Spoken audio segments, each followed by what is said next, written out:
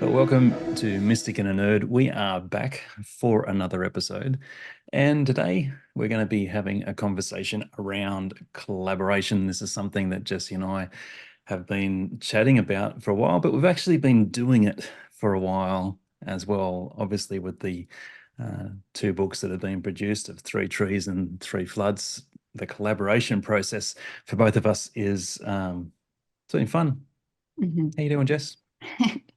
I'm doing really good.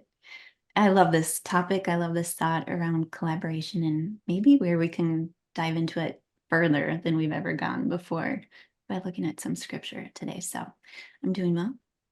I am thinking around a lot of the collaboration that we've been doing lately and doing a lot of reflecting on what that has been for me in different ways that I think we can unpack this conversation. I think so too. I think it's actually a design feature of the whole way that we've been created is to collaborate together. And I think the concept of fun for me has been one of those beautiful insights into working out how we can create. And so often the create part of it is happens in isolation, but I love that we can actually bring this together in a place where we can be talking through the things that we're doing, things that we're creating. Uh, and for me, like fun is a word I've been putting on this through the whole journey, Jess. Mhm. Yeah, and you know what I love to do is just look at that word, look at words and see what that actually means to me. So fun has definitely been a part of collaboration. But I wonder if prior to these really amazing things that we've been able to come together and do, just looking at the word collaboration itself and what have I thought about it previously? And I don't think I've ever looked at this word in the context of the Bible. But what happened, I think it was last week, in asking you, Matt, where do you see collaboration in the Bible? Because I had to scratch my head for a minute and try to think of what that meant for me. You came back with a list so long of different ways that we see collaboration. What were some of the highlights for you on that list? Well, I think like we talked the last time about Bezalel and the way that he was asked by God to build the tabernacle, but he's not the only one listed in the conversation.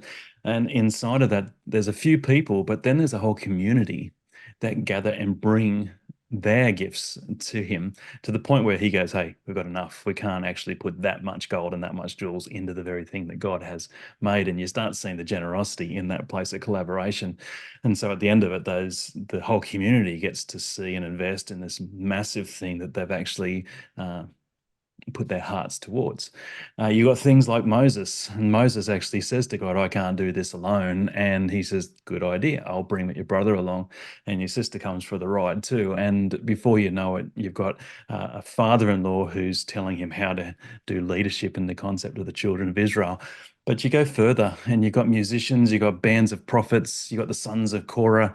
There's so many different aspects of the community of God coming together to do something creative in a way that honors God, honors life, honors creation, whatever it is. There's something so profound throughout Scripture. Then you go all the way to the New Testament, and Jesus is like, "I'm not doing this one alone." There's 12 that he gathers together. And they're not just 12 puppets of Jesus. These are 12 people that are listed right there in the Bible that carry the very design that they do. And you can actually start seeing that play out in many parts of the Gospels. And so you're starting to see this creative nature that comes through the place of collaboration. And in that place of collaboration, great things actually occur and happen. How was that? So I remember when I read that list, I was like, I was just blown away. I guess I was just on a completely different path of thinking along collaboration. And each story was like, of course, that's collaboration. But I guess that spurs me into so many different thoughts. But first, I want to go back to another place that really was intriguing in this concept for me. And that was when I was talking to you about different places in the New Testament where Jesus is amazed. Hmm. Because I've been sitting with these questions that you asked around creativity and creation and how that works into this conversation of what amazes God. So let me ask you this. You sent this question back to me. You said, does God wonder at what we create? Does he know what we are going to create? Is he in creation as much as we are? Did he put the image in your head and just wait to see what you're going to do with it? Where do these questions come from the mystic today? Well, they birthed in the times of me being creative as well. And the very things that I've been writing and creating, I've wondered where some of these thoughts have actually come from. And this is part of a blog that I've just written around that. But in that place of creativity, more revelation comes, more understanding comes. And it's again, and you would know this, when you're talking with other creatives, you're looking for their inspirations. You're looking to see what they get and gain from these times of being creative. And to ask a creative person what they're creating, often there's a sense of wonder inside of that. And so you've got a brilliant picture behind you. Could you have imagined it was going to look that good when you started it? You probably had a picture in your head. And I'm assuming as an artist, there's sometimes you go, yeah, that's not what I wanted, and it goes in the bin, or you paint over it again. But there's something inside of that picture in your mind that's coming to bear. And when you actually find the thing that you're actually looking for, life seems to be added to that. And for me, many of your, or all of your paintings, Jess, you can see your fingerprints spiritually. I'm guessing you can see them physically if they're there, but but spiritually you can see it all over the place. And that to me brings me into a place of wonder. What was the picture? What were you thinking? Now, in your latest series of Walk With Me, you've invited your whole community to say, hey, help me name these paintings. Yeah. And in that, all of a sudden, a wonder starts happening in the people, and they start sharing through a lens that they carry. And to me, this is part of discovering more of God, discovering more of myself, discovering more of you, discovering more of what God is doing in that place. But it flows from those deep places within me of just sitting and going, okay, God, what are we up to in this? And letting that prayer, letting that creativity start to bubble up. And then questions like those start coming up. And so when I see things in the Bible, like Jesus was amazed at a centurion's faith, I don't want to just read over that. I want to actually go, can I just stand there and just be in that place of amazement too? Can I ask you some questions there, Jesus, and just go, how did that feel? Mhm. Now, I can reflect on how it would make me feel, but I don't know, there's something in this place of creativity where wonder is happening in all other concepts of people around you. And that's my thought, is God in that place of going, I've given Jess an idea. Let's just see what happens. And as she creates, he stands in that place of going, this is my daughter. Mm. I think there's this sense in that whole thing of collaborating with him and imagining that sense of awe and wonder and amazement.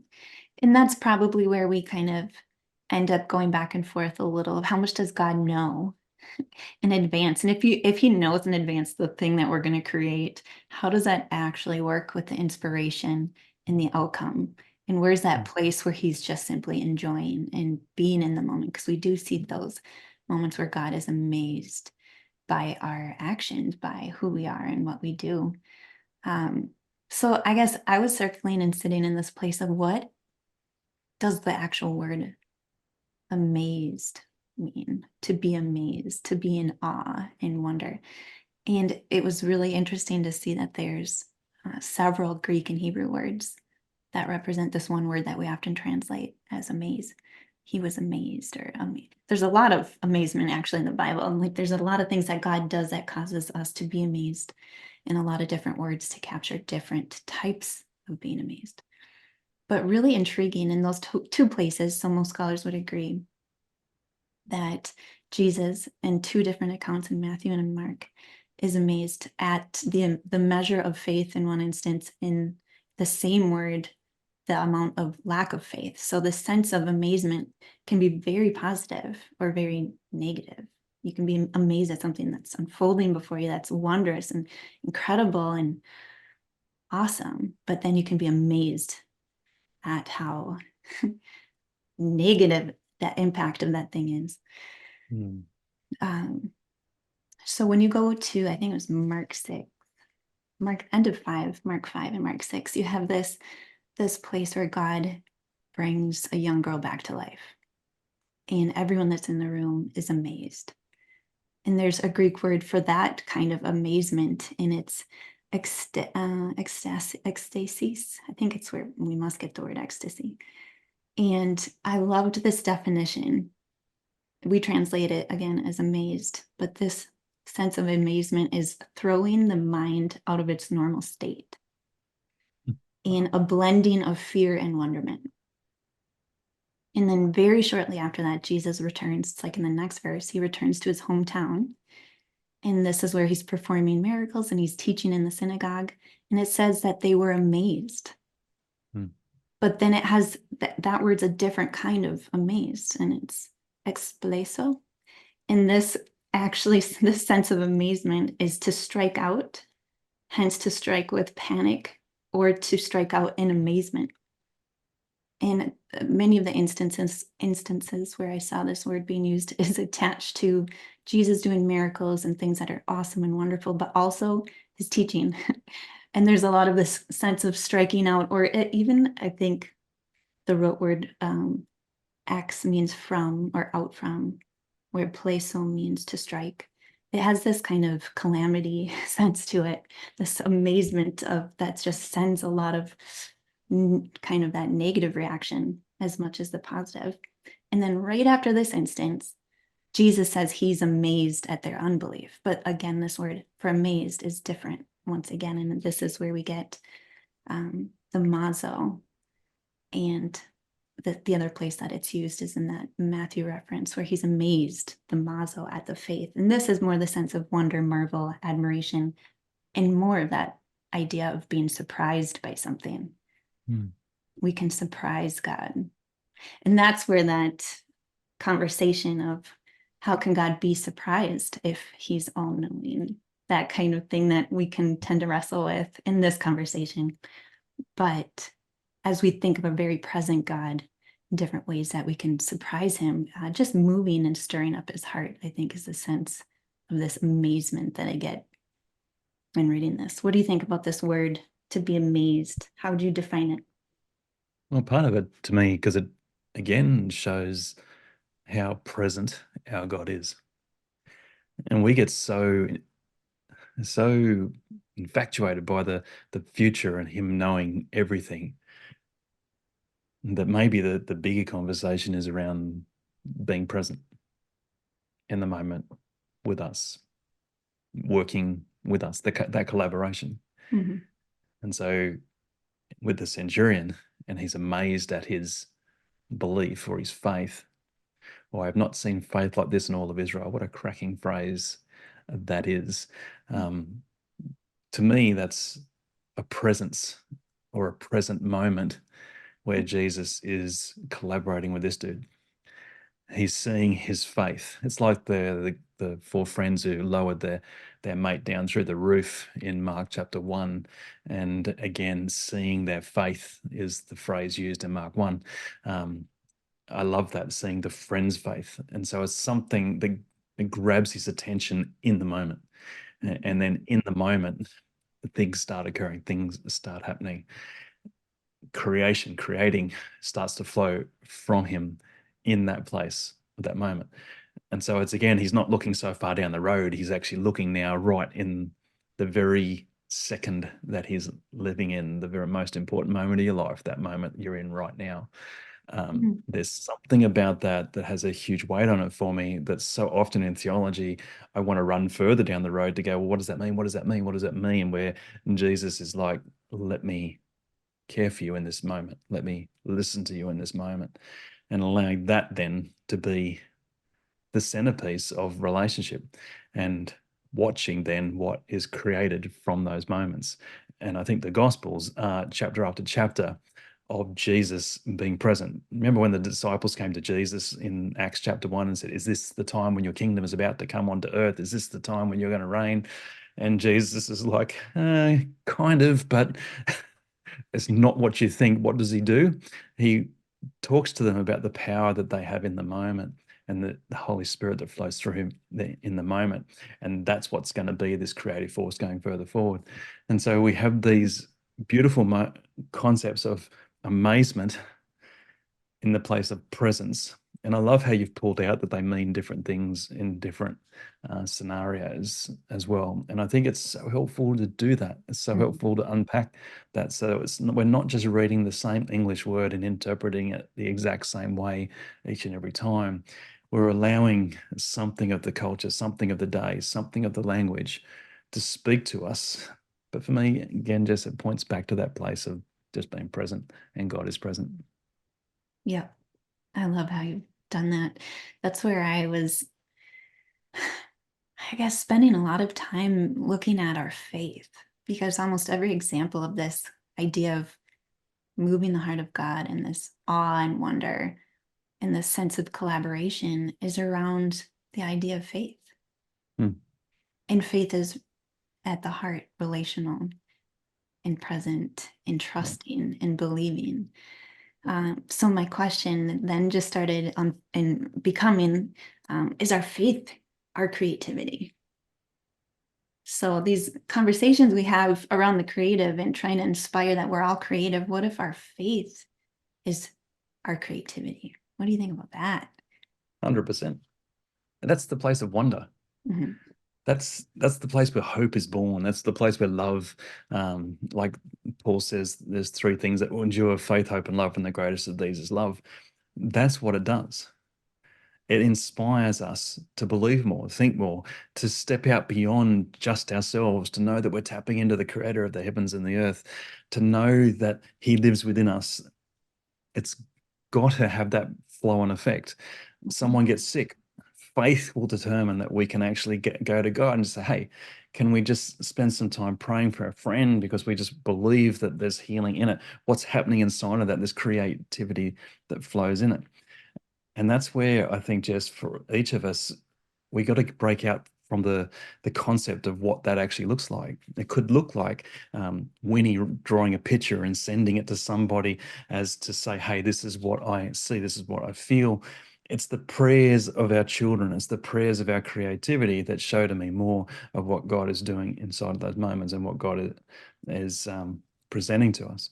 And so I think faith being creative, hope is creative. Mhm.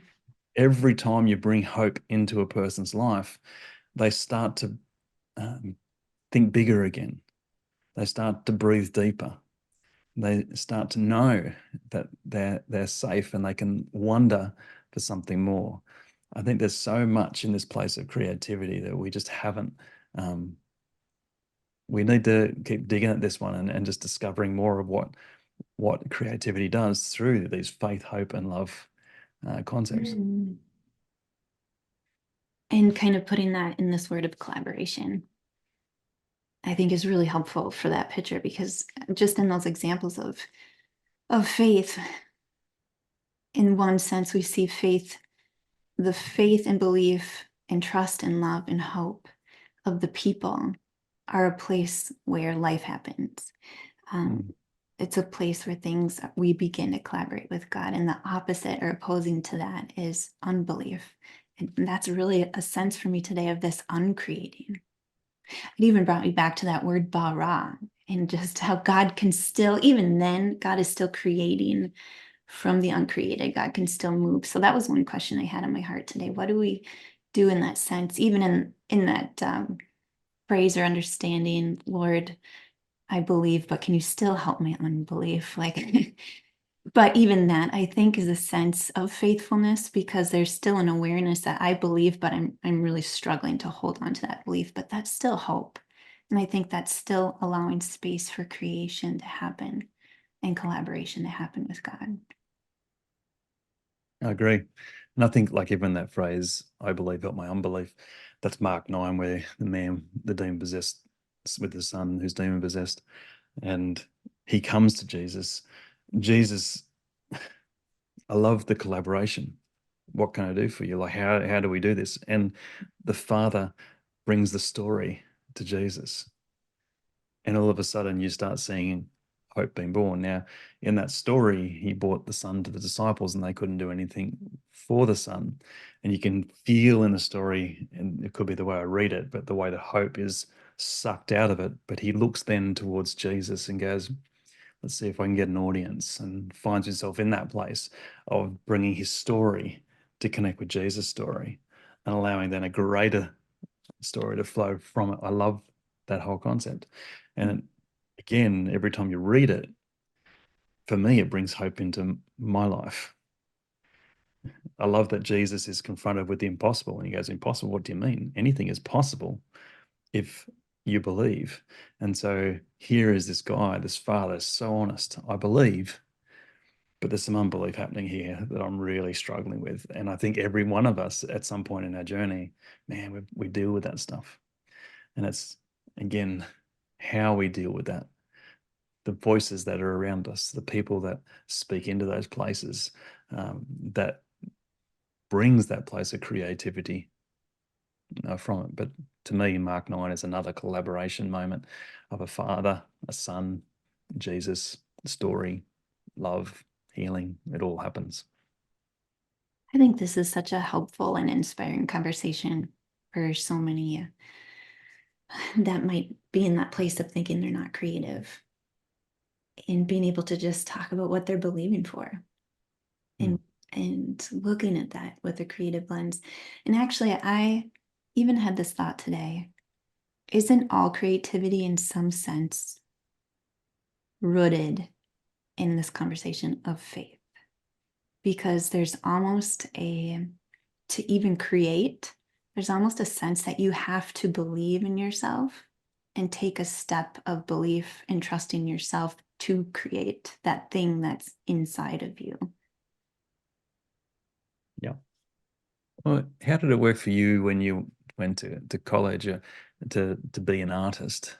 Like you would have learnt how to do a Rembrandt, or you might have learnt how to do a Da Vinci or a Michelangelo. I don't know. I'm just pulling names out of a hat right now, but but you could mirror that, or you could try to, but you would never get to what it was because that's that person. Mhm. At some point, you had to go, "What's my style? What am I comfortable with?" And then what flows from those places. And so we might have a style, we might be watercolor, we might be whatever it's going to be. Um, you're realistic, isn't that what you call yourself, as in a painter? Is that Yeah, it? Am I using the right words there? good. Realism. Realism. Yeah. Look at that. I'm learning as I go. Uh, but inside of that, the very thing that comes from you is the essence of who you are. But if you continue to try and be somebody else, you'll always measure up against that ideal. And unless you paint it exactly the same, you'll always be either the same or less than. I think the place of creativity helps us become who we are, owning that, loving us for who we are, and then discovering how this thing within us starts flowing from us and getting comfortable with that. Mhm. That's why some artists you love and some you just go, I don't get that whatsoever. But at the same time, it's their expression of what they have happened inside of them.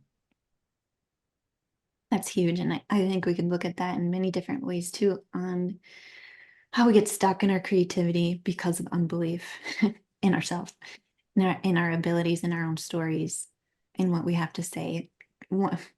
My experience in my fine arts program, it was a really highly conceptual, not so much technical. So they really valued the why. Why do we care about your art? What is it saying? What's the message? And I came from a very practical background. My mother was an artist, surrounded by wildlife paintings in middle of nowhere, Minnesota. Realism and conceptually because it's beautiful. And we don't need a reason why. It's an expression of nature outside, we bring inside and we enjoy it and it makes us happy. And to go to this idea where there had to be some kind of reason to create was really hard to transition into in my younger years as an artist. And I remember this one professor saying, I'm really going to struggle giving you a good grade in this class because I feel like you came in with a certain level of skills. You didn't necessarily build on those skills, but I don't see any growth in that concept of why you're creating. Why should I care that you painted this bridge? 100 people have painted this bridge. What makes yours special? And that Mm. shut me down so much because what I heard was that I'm not special. I have nothing to say. My art doesn't matter. My art doesn't have a place. And that inner belief just dwindled to the point where I didn't know why I was creating. I didn't know I had to have a reason. So standing on what someone else was trying to instill in me to find my own voice, and it wasn't very effective for me. But I guess in the long run it was because I did have to find a place to where I really felt like I had something to say and I could stand behind the message of my art. And I'm sure that's all helped me become the artist I am today. Yeah. Well, I think what you've walked through is what most people do. Like, because if we don't know who we are and we don't understand how to love ourselves well, we'll always judge ourselves for what we're not. And like as a young musician, there was always people around me that could play far better than me or sing far better than me or write songs. And that was my opinion. And then it would only take a word of a parent or a word of a friend or a word of somebody in authority that would then go, yep, that's right. You're not as good. Mm. And it wasn't just a phrase, it became like a dagger to the heart of going, oh, I don't ever want to play the guitar again. I don't ever want to sing again. And there might be times where you screw up and in that, and you go, see, proved it. I'm not the singer you think that I am. I'm not the songwriter you think that I am. That's, I think, that was part of my day-to-day existence in life. Mhm. That's why I think for us, with the generation that's following us, just the kids that are inside your own home, for them to understand how to love themselves well, to discover who they are, and to release that creativity, it's like you've given them a leg up into this world of faith as well to discover Right. God, encounter God from those early moments. And for family, this is the centerpiece of collaboration. Mhm. This is it. So true. Regardless of what family looks like in these days, like blended families, single families, um, all kinds of families that we have that are surrounding us, there are ways that we can engage with the collaborative of helping each person inside the family become the person they're created to be. And that's when we start to see the fullness and power of creativity because they're not dealing then with so much of the insecurity that so many of us grew up in wondering if we can reach out and get to that level and can I do that? And then the professor snaps it on the hand. You go, yep, no, I can't. I'm never going to try. And therefore I won't. I will just become something else. That is on repeat the stories I hear. And it's the story of my life as well. This place of faith collaboration in the generations, this is where it needs to happen so that the people that are around us and surrounding us can be helped to discover the creativity that flows in and through them. I think such a huge part of that is sharing stories and testimonies of where that's happened and been successful, because I think we all have those stories of failure. So, what's one place in your life where you've collaborated in your faith with God and something was created that stands out to you today? Well, the two things that stand out to me is one is greater things. This is one of these thoughts that I've been having for a long time. And it's felt like God's been nudging me in that way and to step out and do this very thing. Has it been easy? No. Is it easy? 100% it's not. But there's something about the wonder in what could be that helps me discover more of who I am and more of who He is.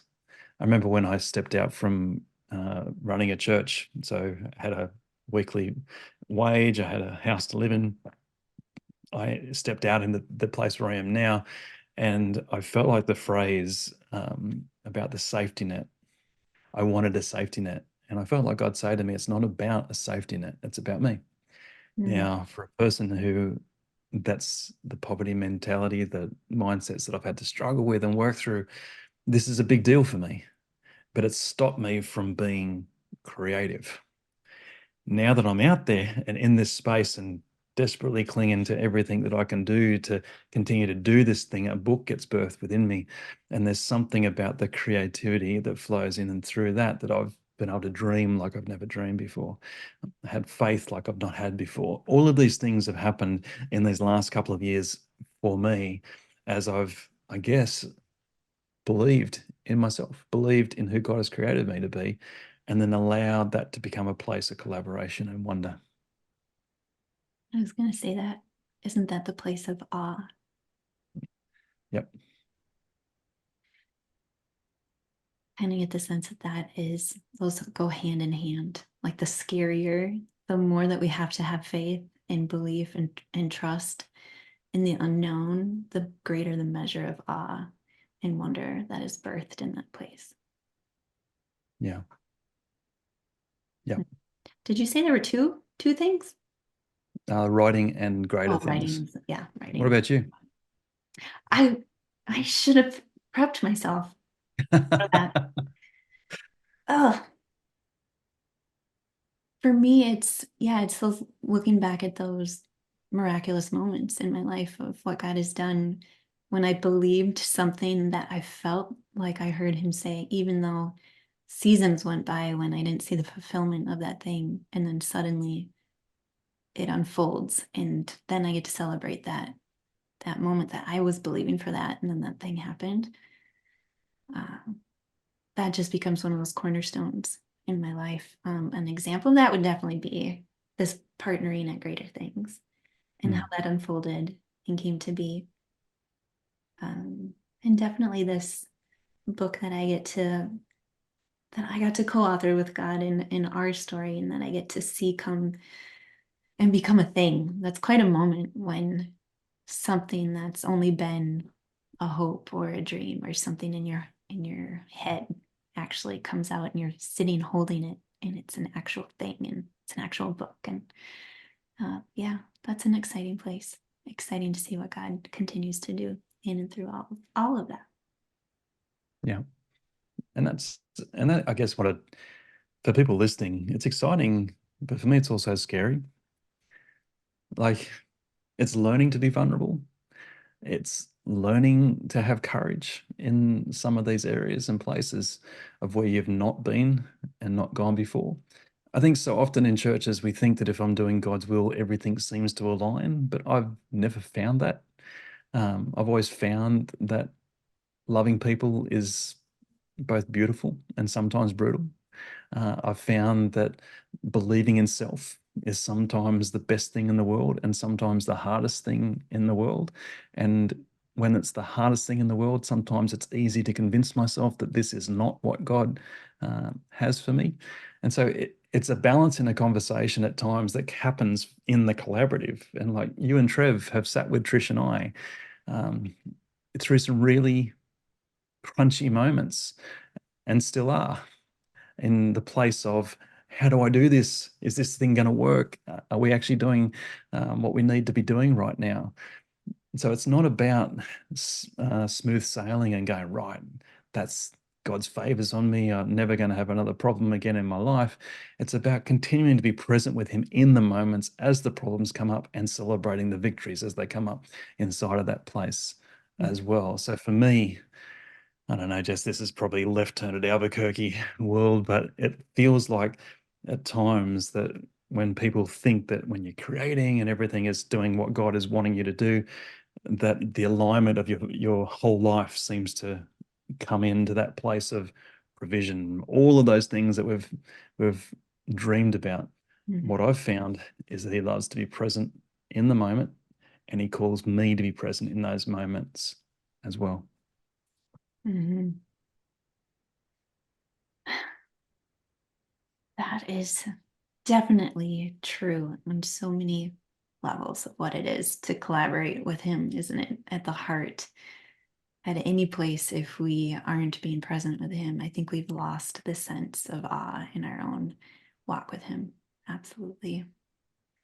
And fear, like so often, and putting yourself out there, when you do start believing in yourself and start believing in your story and start believing you have something to say, fear can come and displace that presence pretty quickly.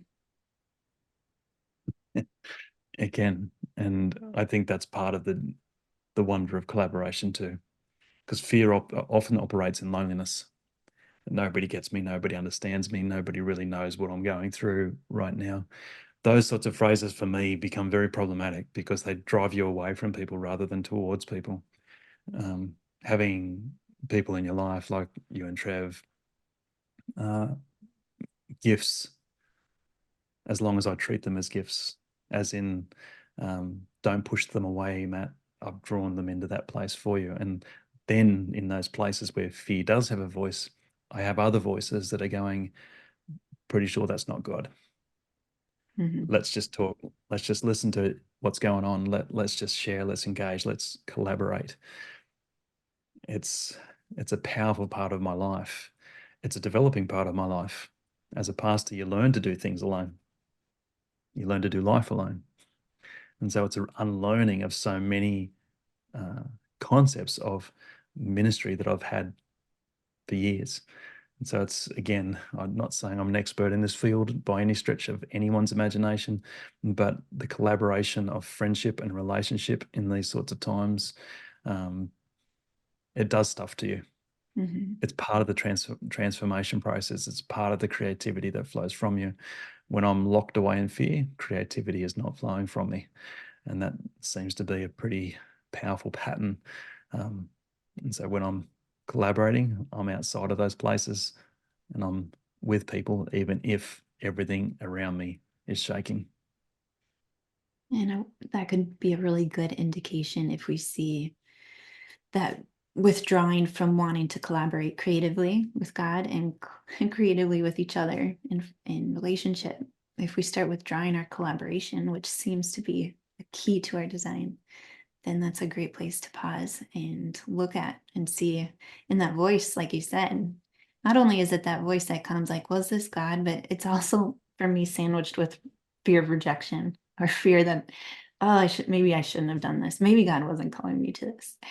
And if that's pulling away from my design to collaborate and to create, then that's a really good indicator. Once I heard just how helpful triggers can be, like use your triggers to identify places. They're there for a reason. Push into them if it's safe for you, and see why it's there and allow growth and transformation to happen in that place and freedom.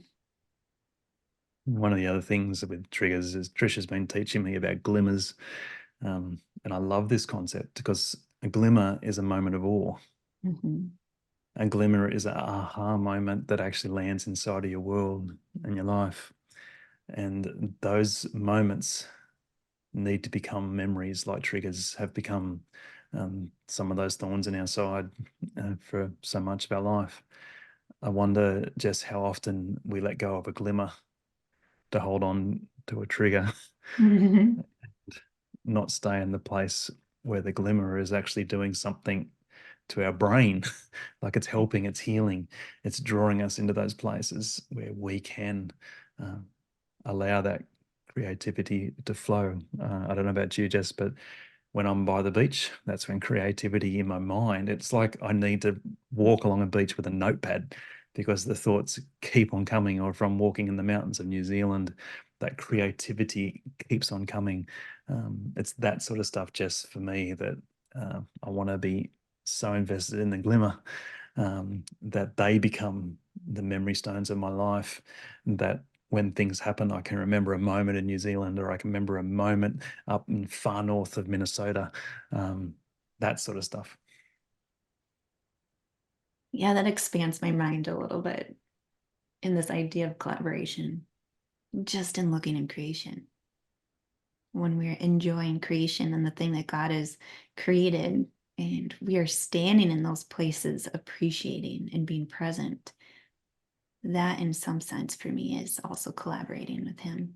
And Yeah. that part transforms, heals. Yes, love it. Well, that's all I have around collaboration today. What's going to be next? What's the next thought bubble? Because these have all really threaded together beautifully the last few times that we've met. Well, maybe we should pick up on the thread of glimmer and see where Mm. that sits inside the scripture and see how those sorts of moments become bigger thoughts and parts of our story. Uh, and again, inspire the faith, hope, and love thought bubble that we have going. Okay, can I put you on the spot? Go. What are glimmers in the Bible to you off the top of your head? Go. In the Old Testament, they're memory stone moments where things happen, like Jacob has a dream and the angels of heaven are coming up and down on a staircase. And so he decides to build an altar there and declare and dedicate it to God. And so every time he would go past there, he would remember a moment of time. But I think that the Gospels are littered with glimmer moments, and often they're connected with Jesus of miraculous power. But I think they're actually connected with his love. And so you see moments of Jesus and Mary together and washing his feet with the tears. Remember at the end how he's preparing him for burial, like she's washing his feet with the perfume from the alabaster jar. You have these moments of, for me, where wonder actually happens and occurs.